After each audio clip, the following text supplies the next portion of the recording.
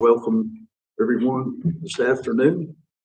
We got a short agenda, so we should get you out of here in time to go home and watch the debate. I know everybody's wanting to get home and have some fun. So move on to the calendar. The only thing we have on the calendar is our upcoming meeting, Tuesday, September the 24th. At 6 o'clock will be our regular meeting. Okay, we'll move on to public comment. Do we have anything, Mr. Clerk, tonight? And these are signed. I already got those signed. And Martha has also signed. Okay, no public comment. Additions or deletions to the agenda. I have from the town manager that we're going to pull item G from. No, That's we ain't correct. that far yet. We ain't that far yet. That's the consent. Yeah, that's a consent agenda. Are there any additions or deletions to the agenda? Okay. Then I need a motion to be approved. I'll make a motion that we approve the agenda. Second. I got a second. All in favor, say aye. Aye. Opposed, show like sign. So ordered. Okay, the consent agenda again. I have a request to pull item G. Other than pulling item G, is everything else on the consent agenda approved? Now, pulling it, it's meant, Olga would like to make some comment. Oh, So Same move it to Item the agenda. regular agenda? Yes, Okay. Oh, Ms. then I'll Oak. make a motion to move item 2G to the regular agenda. Okay, I got a second by Chuck. All in favor, say aye. Aye. Opposed, show like sign. And Mayor, Ms. I'll make a Oak. motion to approve the consent agenda Okay, Second. a second. as amended. All in favor, say aye. Aye. Opposed, show like sign. So ordered. Ms. Oaken. Good evening, board members. Mr. Mayor, thank you. Olga Gruman, Assistant Development Services Director. Although it is a call for a public hearing for our text amendment that we will discuss in a second, we just need your guidance how to proceed with that. So the background, we did have quite a few inquiries about families with family land, and they wanted to put accessory dwelling units for their mother-in-law, for their son, for family members. And some of them also wanted manufactured housing as accessory dwelling units. So there are a few things that, we were discussing with the planning board. So in your report, you see there are two versions of the ordinance that we have. Now I'll tell you why we have two versions. So the last planning board, everybody agrees that we do need to provide people with family land more flexibility to promote affordable housing. Right now, we allow one accessory dwelling unit, period. It doesn't matter if you have a large acreage or a small acreage. So there is no disagreement there that we need to be more flexible and help these families out. And there are actually family members that are interested in attending these meetings. They were at the last planning board. There are some families that actually depend directly on the decision that we're doing right now. Second, a change that everybody agrees on, staff proposes to allow manufactured homes as accessory dwelling units in the district where manufactured housing is already allowed. And the reason for that is if you can put a single manufactured home on a single lot, why not to allow it to the side or in the back of your primary structure for your family member? And manufactured housing also came a long way. They do look nice, and we do require design guidelines and permanent foundations. In light of that, part of the text amendment, that's also a common ground that we're going to redefine the definition of a manufactured home park. Right now, two or more manufactured homes on the same lot constitute a park. Again, these families are not a manufactured home park. They're just people with the family land, and that's what they're trying to help each other out. So we're redefining that. So it has to be 4 on one lot, or if it's in separate lots, it has to be deeded, because we also have different design guidelines for homes outside of a park and homes inside the park. So that creates a lot of confusion when our definition doesn't match the deeds or we're dealing with the families. So these are the common things that we are proposing to change. However, in your call, you see that the difference in the proposed text amendments are the two tables. You see the staff version of text amendment and the planning board's recommended version of a text amendment. So in the staff version, we are trying to align the accessory dwellings with the existing table for accessory structures. To increase the number of accessory dwelling units allowed on a lot gradually depending on the lot size, while keeping the number of accessory structures the same. And we're just clarifying that we're going to treat them separately under this proposition. Now, the planning board has a different version of the ordinance where more tiers of acreage were created. And, accessory dwellings were kind of lumped in this accessory structure calculation. And it's a little more complicated. So the reason you see two versions of the ordinance is not just because the staff feels still that staff ordinance, has a good shot. Also, the vote was very close. We only had five out of 9 planning board members that time. The vote for the staff against the staff version of the text amendment was 2-3. It was really close. In your planning board report, you see that the presiding chair expressed some concerns about the adopted ordinance by the planning board. So it was a long meeting. There were a lot of discussions. The board felt under pressure because the families were in the room. They needed to do something to keep the ordinance moving. But the proposed ordinance created some issues. Some lots, smaller lots, will lose the ability to have ADUs completely under the new proposition. And they lose the square footage allowed for some accessory structures. That's a very basic breakdown what happened. But it wasn't the intent of the planning board, so it feels like, to create these additional hardships. That's why we still have staff version of the ordinance in the packet. So we need your guidance. Would you rather us to go back to the planning board and bring you one version of the ordinance that everybody likes and will be helpful? Or would you like us to keep going and present 2 versions of the ordinance at the next council meeting? So that's what we're asking today. Can I make a comment? Yep. You want to go first, Julia? My personal opinion would be some unified presentation of a single document versus 2 different ones. I just feel that keeps us from undermining the planning board and then also the public input. So that's just my personal thought. Will that add to the hardship of the individuals who are looking for some relief? So there are some individuals, especially one family, that is looking for immediate relief right now, and there are several more that are planning to do it in the near future. However, again, there was a long discussion. The tiers were a little bit rushed, feels like, and if we are to go back, we haven't really analyzed the impacts quite yet. If we are to go back, we'd rather do it now and delay it by another month than come up with a few issues later. The families would have to wait, yes. I agree with Julia. Same. Okay. Then we will go to the planning board next Monday and then come back to the council. So is your motion to refer it back to the planning board? You gave a motion. Do we need a motion? So I think you need a motion not to call for a public hearing and send it back to the planning board. I move Since it's that we on the not call for agenda. a public hearing and send it back to the planning board. Okay, got a motion. Second. Second, Julia. All in favor, say aye. Aye. Opposed? So last sign. Okay, thanks, Ms. Owen. Thank you. Appreciate it. Okay, move right along. Got a proclamation here that I've asked the town attorney to read for me. As I said to a couple of members here, I had my eyes dilated. I actually seen 2 Ogas up there at the same time. So my eyes are not really We could focusing be like they someone- should be right now. So You didn't memorize this? This weekend, knowing? I read it whenever I sat down here and I said, and I struggled. So I said, I better let her do it. So if you would, and doesn't mind, please read that proclamation. I do not mind at all, Mayor. Proclamation Constitution Week, September 17th through 23rd, 2024.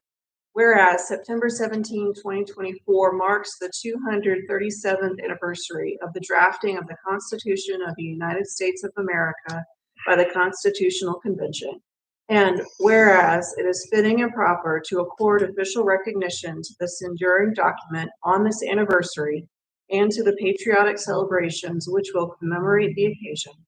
And whereas Public Law 915 guarantees the issuing of a proclamation each year by the President of the United States of America designating September 17th through the 23rd as Constitution Week. Now therefore, you, Gary Caldwell, by virtue of the authority vested in me as mayor of the town of Waynesville, North Carolina, do hereby proclaim the week of September 17th through 23rd as Constitution Week, and to ask our citizens to reaffirm the ideals of the framers of the Constitution had in 1787 by vigilantly protecting the freedom guaranteed to us through this guardian of our liberties, remembering that lost rights may never be regained. In witness whereof, I have hereunto set my hand and caused the seal of the town to be affixed this 10th day of September, the year of our Lord 2024. Thank you so much. Okay. Eyes back into focus. Move on to old business. There, we got a request for a resolution of support for a grant application to the U.S. EPA for the Haywood County Community Change Grant. Elizabeth, that's the first time I ever said Elizabeth. E.T. Good evening, Mr. Mayor, members of council. Thank you. With me tonight, I have Paul Carlson from the Environmental Sustainability Board. He's one of our community volunteers, and I also have Annie Muter. Sorry, Muter. Excuse me, Annie Muter from the Southern Appalachians Highlands Conservancy. Last month, I brought to you a request to apply for a Great Trail State Grant to help us move closer towards our vision of connecting the town of Waynesville to Lake Junaluska with Greenway. We've been doing a lot of research on that, gathering some cost estimates, talking with DOT, et cetera. And it quickly became apparent that with the Great Trail State Grant, we wouldn't get a lot accomplished for that whole area. However, at the same time, there was a group that was talking about a new grant opportunity through the EPA's Community Change Grant Program. This was that area we had talked about, which was the 2020 Greenway Feasibility Study. We had talked about the fact that a lot of it was ETJ. We are working on a joint maintenance agreement with the county. As we got into sort of looking at that, the projected costs of some of these segments were going to exceed the Great Trail State application. And we thought that this area could be incorporated into this other grant we're working on called the Community Change Grant. These are funds for, quote, community-driven projects that address climate challenges and reduce pollution while strengthening communities through thoughtful implementation. The Southern Appalachian Highlands Conservancy is working towards advancing regional environmental goals related to parkland and river access, public health, floodplain protection, economic revitalization, and connectivity for non-motorized modes of transportation. And they're putting together an application for Haywood County, which can incorporate a lot of the Waynesville project. So as we worked on the Great Trail State Grant, and we were also working on this other county-wide grant, the Southern Appalachian Highlands Conservancy, what I would like to do is ask for your permission to focus on that area for this larger grant that Hani's going to tell you about. And then I'll come back to you next month with a recommendation for an application for the Great Trail State Grant for another area of our green. And the area that we're looking at is that segment between Hazelwood Park and Boyd Avenue, and then possibly connecting on-road segments to Hazelwood and Frog Level. So we're just trying to change our strategy a little bit. With that, I'll turn it over to Hani to talk more about this grant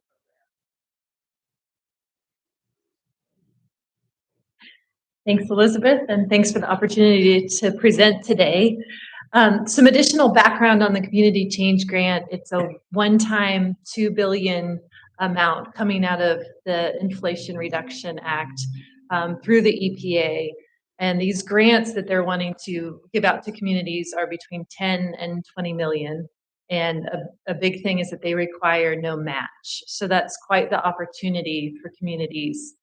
And this grant opportunity came about through your Waynesville Sustainability Advisory Board, through members of that board that brought this grant to our attention. And we, Southern Appalachian Highlands Conservancy, became involved because it's preferred by the EPA Community Change Grant Program to have a nonprofit as one of the lead applicants.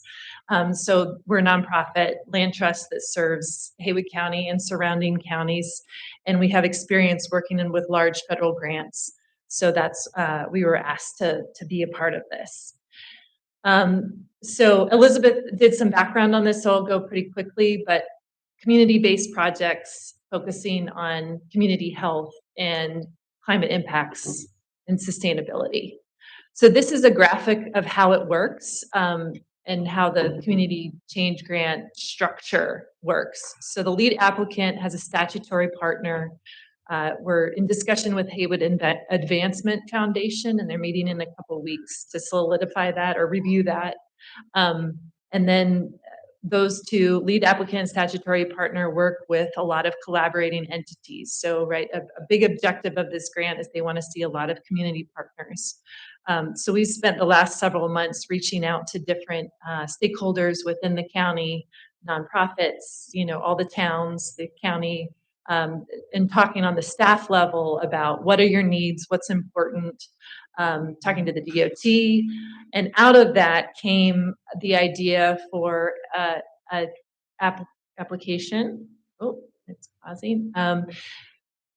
We're calling Resilient Haywood, and it's clear that Haywood County is a watershed county, and it also has a lot of identified plans already in place. The Greenway Plan, the County Greenway Plan, Town Greenway Plans, the Pigeon River Access Plan, which is in progress. And so can we implement these plans for the benefit of the community, for the environment, and for community health to get people outdoors, and also focus on really parts of these plans that are more urban and close to population centers.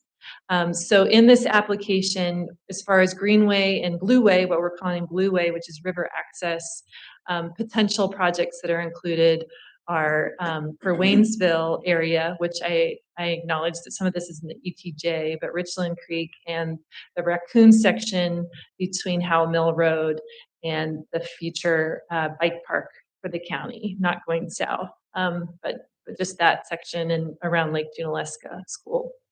And there's Canton projects as well as Clyde, and these are already developed in plans.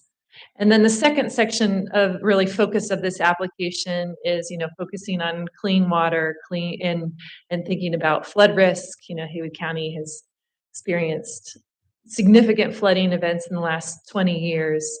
So can we reduce flood risk and increase water quality? So this is working with Haywood Soil and Water and with us on conservation easements for identified landowners who are interested in funding that. And it's also working with Haywood Waterways and increasing their septic repair program, working with emergency management and funding identified needs within emergency management programs, and also, of course, working on river-friendly resilient design.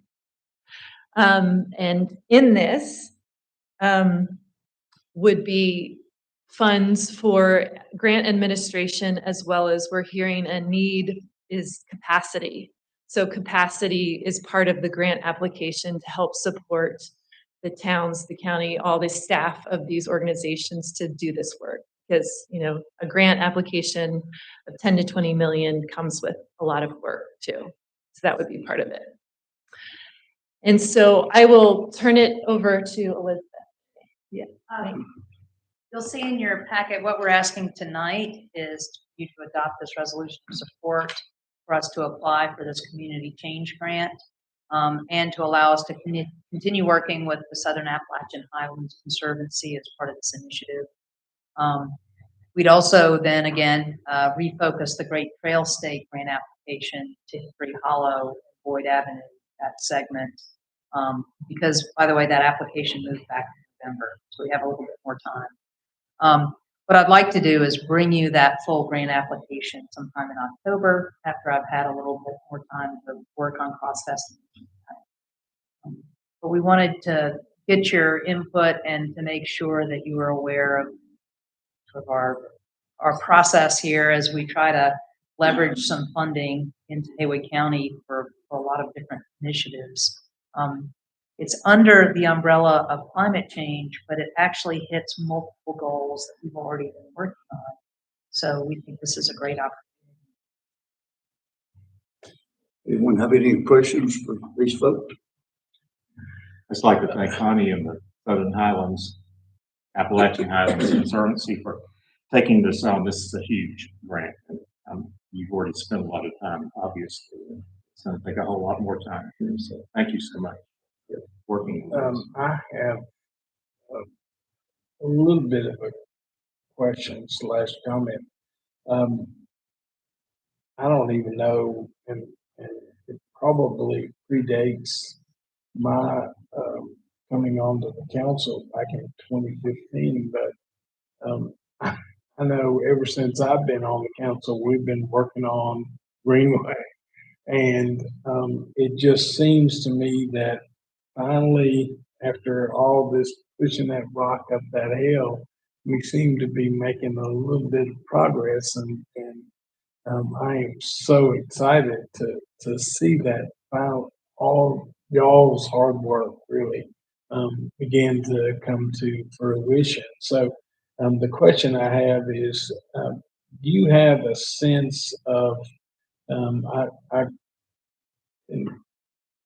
correct me if I'm wrong, but it seems like, the goal was to go, for our Greenway was to go from Dutch Fisher to Lake Junaluska. And I know that's kind of morphed and changed over the decades. But do you have a sense kind of where we are in terms of the progress that we've made? Yeah, thank you for asking the question, because the goal has not really changed. We looked at Greenway, the Richland Creek sort of Greenway that we call it, that would go essentially from the south of Waynesville through the north and on to Lake J.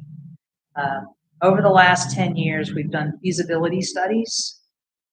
We've also engaged at a regional level with Land and Sky Regional Council and with Haywood County to make sure that that the Waynesville Greenway planning initiatives are part of larger things, larger initiatives. We've also built some greenways. People don't think about that, but we did complete from Dutch Fisher to Hickory Hollow Apartments, and we turned it out onto Killian Street. As y'all will recall, it took us a really long time to secure the property and the right-of-way from that segment to Boyd Avenue, but we finally got that done. I'm reliving it. Yes, 3 attorneys later, Martha was able to seal the deal. And then from Boyd Avenue into Frog Level, it does look like we're going to be on an on-road section, because some of the communications with the property owners, it's just so tight there. But that's okay. There's already some what we call sharrows, bicycle stencils, and that those underutilized streets are now actually pretty popular with cyclists already. So just signage, wayfinding. Then Frog Level to Russ Avenue. That's our next challenge. Again, we're looking at using Railroad Street. We have been trying to get through the layers of corporate permission to try and reconnect easement through Wells Fargo to Russ Avenue. As part of the Russ Avenue project, because we hadn't adopted Greenway feasibility study. They're putting in a wider crosswalk right at that location, which will then connect the greenway we built in front of Mountain Creek Apartments. We've been working with the WNC storage folks to do a little segment. We've had some barriers with the financing sources of that group. We're going to keep at it, but we backed away at least for now. There's that little segment to get us around the storage building that we're working on. And then, of course, we go through the park. And the Parks and Recreation Department and the Parks and Recreation Advisory Council is about to update their master plan. So we'll be revisiting what they want the greenway to look like. And continuing north, of course, there's the bridge. And that took us a really long time to get to that bridge. And we had to do rise studies, engineering studies. We also had to do local fundraising, and we had COVID started right. And then we applied for a Parks and Recreation Trust Fund grant to get us to that show hall. And with Rob's leadership in 2017, we actually bought that property from the show house family, enabled that whole site bridge, what's under construction now.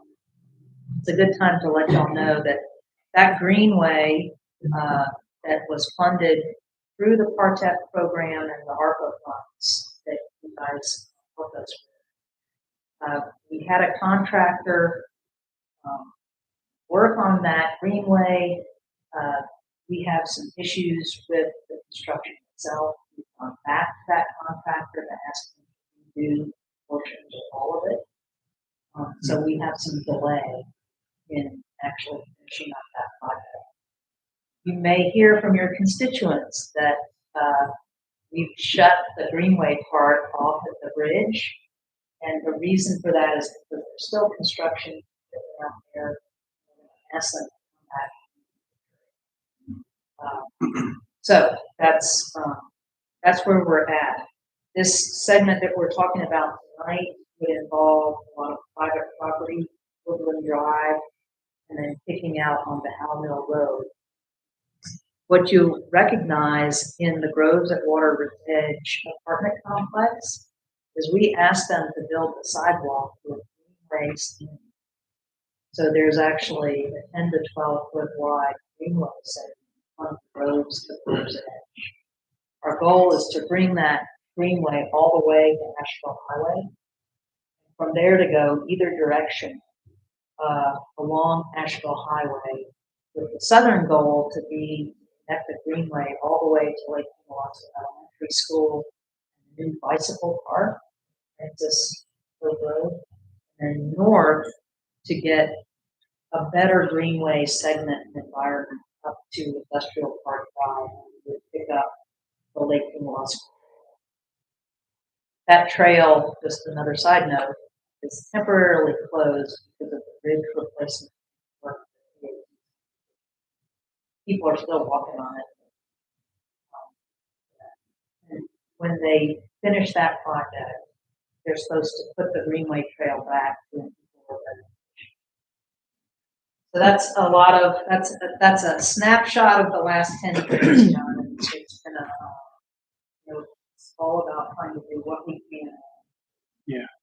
Well, I know it's been just a slog, just from my perspective, watching y'all just, put your nose to the grindstone, just keep plugging, and It's a marathon. yeah, that's right. And so I'm just so grateful for y'all's efforts and any of the other ancillary folks that have contributed, and I'm really looking forward to walking from Dutch Fisher to some Canton. Yeah, yeah. Yes. That'll take a while, but, anyway, so thank you. Thank you. We're gonna Appreciate go the and train opportunity you. to. Yeah. Thank you, AC. I'll just say one little thing. Benjamin Franklin said, energy and persistence conquers all things. So thank you. Okay, folks, she's asking us to adopt a resolution which is attached here for support. So I will need a motion in that order. I'd like to make a motion that we,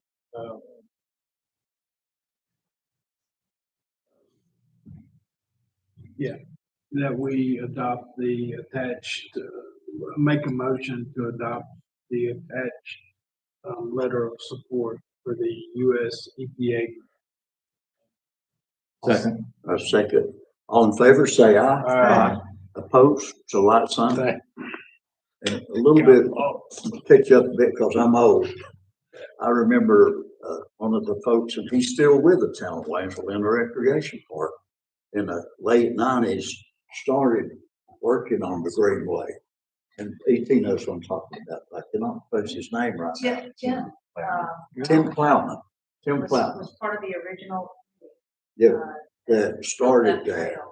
And so the original Greenway was actually on town property in the recreation park. I can tell you that much, you know. Well, and I just want to, we've come so far in such a short period of time because of ET's Yeah. continued dedication to this project. Yeah. Because I moved here in 2014. Yeah. And worked on a grant project with the young professionals through the chamber. Mhm. There was one Greenway map online, and it was a healthy living attachment to a doctor's office website. And the concept of a unified branding for countywide greenways at the municipal level, especially in the county, was just a completely foreign concept. Okay. So the ET and the committees that have stayed involved, and just since 2015, I would also like to say, Roy Roberson was very instrumental in moving greenways forward. He was very passionate about greenways. Yeah. So, Yeah, thank you guys so much. Okay, we'll move on to approval of an engineering and project administration contract for the CDBG grants. Rob Heights, catch us up on that. Thank you, Mr. Mayor. In February, the town was awarded $2,044,457 dollars to replace aging water and sewer lines in low to moderate income areas of town. And that would include also providing modern water hookups to 23 residences. We followed the North Carolina purchasing regulations, and earlier in the year, you awarded the engineering and the administration grants to McGill and Associates. That's a two-step a two-step purchasing process, and at this time, we've negotiated a price or a rate for the service of engineering and administration. That was not really hard to do since CDBG mandated what those engineering administration costs would be.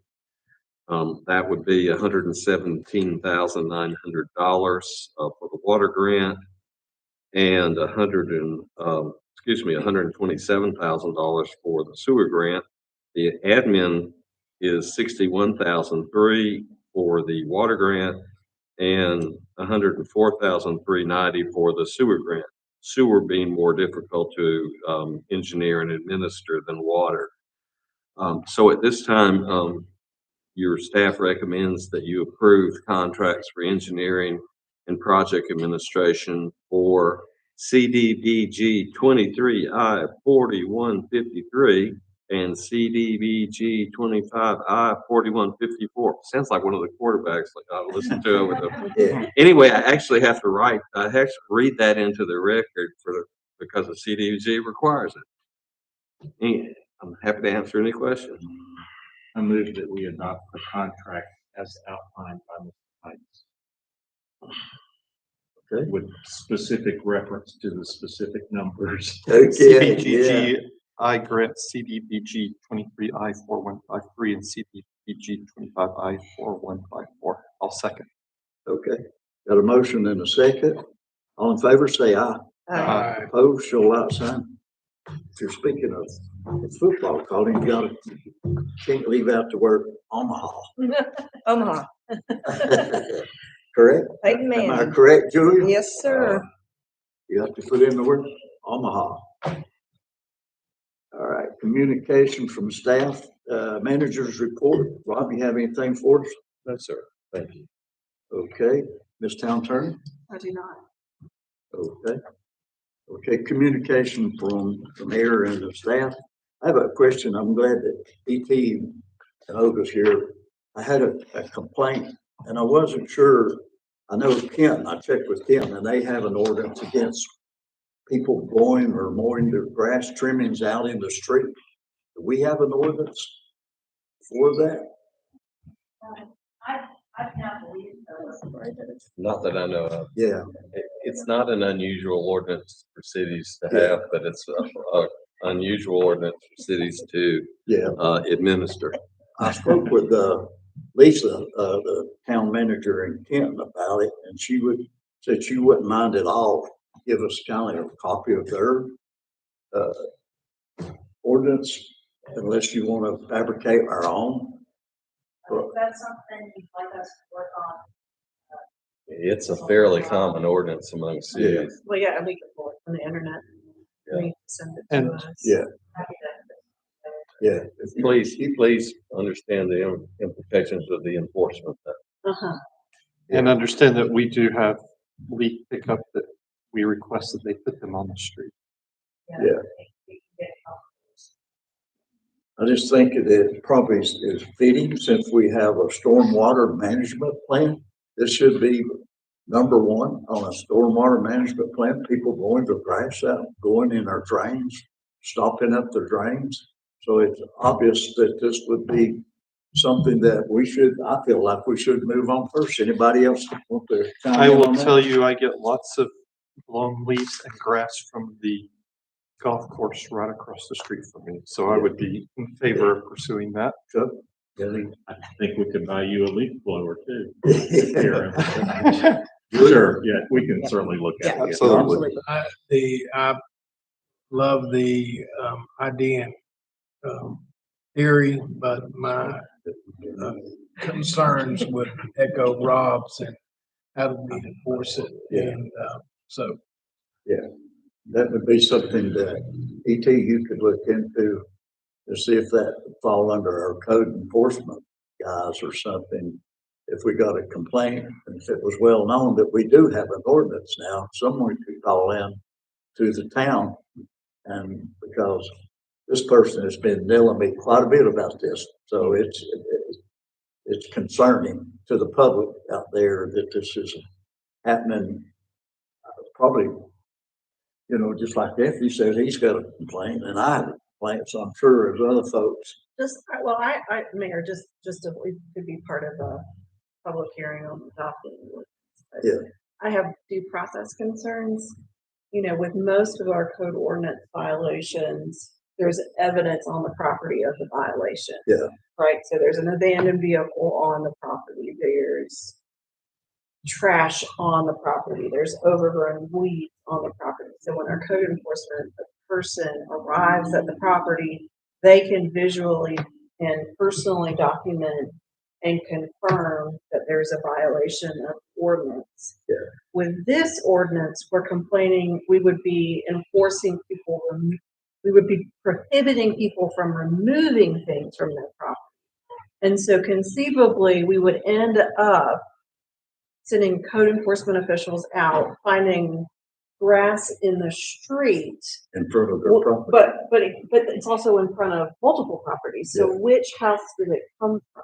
Yeah. So how would we appropriately document and enforce which, other than we would have to get named complaint from a neighbor who was willing to sign a statement. True. So we would it would require our code enforcement officials to get sworn statements from neighbors documenting their complaint, and typically we operate on an anonymous complaint system.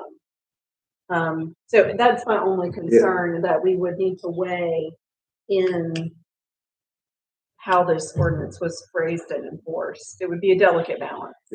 I still feel that we need it, because why have a stormwater management plan if you allow people to blow their grass and stop the drain up? True? Is that not a question? This True? is stuff that this would go through the planning board first, correct? No. It's a, it's a nuisance ordinance. It's a nuisance ordinance. Yeah, it's a nuisance So ordinance. this would all be hashed out during them Yeah, bringing us yeah. the ordinance. So if you Yeah. would check on that, and you know, Barrett still at Canton, I think, you know, he could probably send you a copy of that ordinance to kind of give you an idea. And probably even give you an idea of how well they enforce it. That, like she said, how well they enforce it would be a way of asking too, but she never sent me a copy, but she said they had one. Yeah, you can pull it up online. Okay, Yeah, but yeah, their notes about how they enforce it. yeah. Let's see. I mean, if we're gonna have a stormwater management plan, we need to make sure we take care of it. Okay, that's all I have. You have anything? Announcement on September 19th. That's a week from Thursday at 12 noon at the Public Works Building. The folks from NREL, National Renewable Energy Lab, are doing a presentation about the Communities Leap grant. We've gotten up, everything we've figured out so far, and we're looking at going. It's a nice information session. Everybody's available and lunch will be served. Yeah. Just let us know if you're interested. Julia? I just have just a quick thank you a shout out to the Waynesville Police Department. Chief Adams is here, and also Public Works. We've had two events in Waynesville in the last 3 weeks, one being the Main Street Mile, and then just this past Saturday with the Sarge's annual dog walk. And they go above and beyond what they do to make everybody safe, to close the street off and do what, and we've got hundreds. Both those events probably brought in almost 600-700 people to downtown Waynesville. But thank you, Chief, for what you guys do, and thanks. Jeff's not here tonight, but Public Works, they're right there with us. So we've got incredible town staff. Jesse, shout out to you. Okay, well, you guys are great. So thank you guys for what you've done for two very successful events in the last few weeks. Also forgot something on a sad note. One of our past water and sewer superintendents, Doug Grasty, passed away yesterday afternoon. Ms. Clerk, can you make sure we get some flowers to that if they do have a service on behalf of the town board? John? I'm good. Thank you, sir. Okay, with no further, I move we adjourn. okay, I'll got a second. motion got a second. All in favor, say aye. Aye. Opposed, well, like sign. Thank you everyone for coming out tonight on a short little meeting. And I see a little lady here that's not new to the board.